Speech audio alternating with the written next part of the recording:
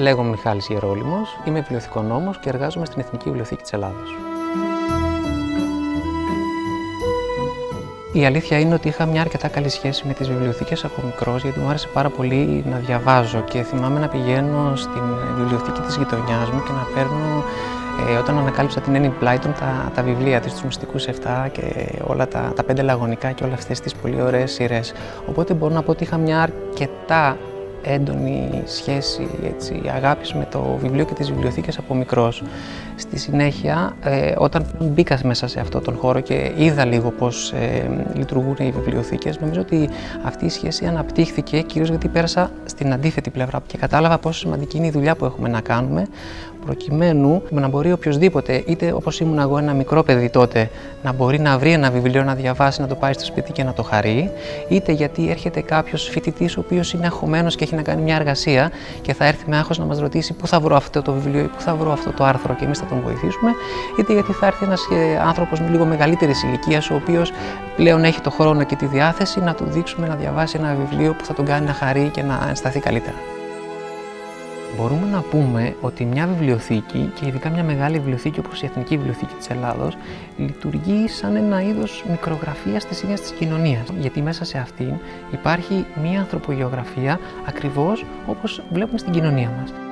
Οποιοδήποτε βιβλίο βγαίνει σε αυτή τη χώρα, οποιοδήποτε βιβλίο εκδίδεται και δημοσιεύεται, η Εθνική Βιβλιοθήκη το έχει. Ένας μαθητής που θα έρθει εδώ κατά βάση στο Κέντρο Πολιτισμού Ίδρυμα Σταύρος Νιάρχος, στο νέο χώρο της Εθνικής Βιβλιοθήκης, οποιοδήποτε βιβλίο και αν το ζητάει για οποιοδήποτε λόγο, θα έρθει εδώ και εμείς θα του το βρούμε και θα το δώσουμε για να το διαβάσει. Νομίζω ότι ένα από τα πιο σημαντικά πράγματα που κάνουμε εμείς στις βιβλιοθήκες εδώ και δεκαετίες είναι ακριβώς ότι προσπαθούμε να δείξουμε τόσο στους νέους ανθρώπους αλλά και σε οποιονδήποτε ενδιαφέρεται πώς μπορεί αποτελεσματικά, εύκολα και γρήγορα να ψάξει να βρει κάτι το οποίο όμως τελικά θα του χρησιμεύσει, θα του είναι χρήσιμο. Δηλαδή ένα βιβλίο για παράδειγμα που μπορεί να κάνει μια εργασία στο σχολείο ή να ψάξει να βρει μια πηγή στο διαδίκτυο και να καταλάβει ότι αυτή η πηγή τελικά είναι αξιόπιστη. Κάθε φορά που βλέπω μια πολύ γνωστή ταινία, μια βραδιά στο Notting Hill, θυμάμαι μια συγκεκριμένη σκηνή. Είναι η σκηνή που ο Hugh Grant γνωρίζει την Julia Roberts, έχει μπει μέσα στο μικρό βιβλιοπωλείο που έχει και ψάχνει να βρει ένα βιβλίο για την Τουρκία. Έχει πιάσει λοιπόν στα χέρια της ένα βιβλίο και πηγαίνει ο Hugh Grant, έχει αναγνωρίσει ποια είναι και της λέει: όχι αυτό το βιβλίο, σου προτείνω αυτό, γιατί μάλλον αυτός που το έχει γράψει έχει πάει κιόλας στην Τουρκία και γνωρίζει τι λέει.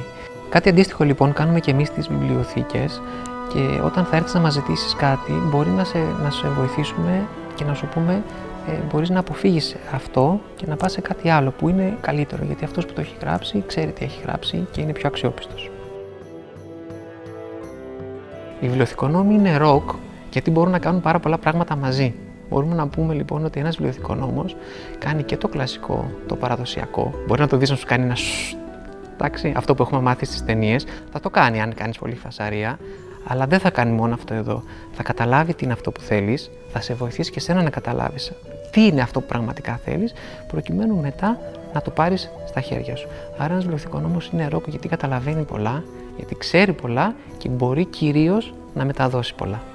Άρα για να μπορέσεις να είσαι βιβλιοθηκονόμος και να εργαστείς σωστά, πρέπει να είσαι αφοσιωμένος και να αγαπάς πάρα πολύ τη δουλειά σου. Γιατί ακριβώς θα σου έρθουν και δύσκολες στιγμές, θα σου έρθει κάποιος ο οποίος θα απαιτεί κάτι και εσύ δεν θα μπορείς να το δώσεις και θα πρέπει να μπορέσεις να ανταποκριθείς σε αυτό, να έχεις υπομονή, να έχεις επιμονή, να έχεις καλή διάθεση.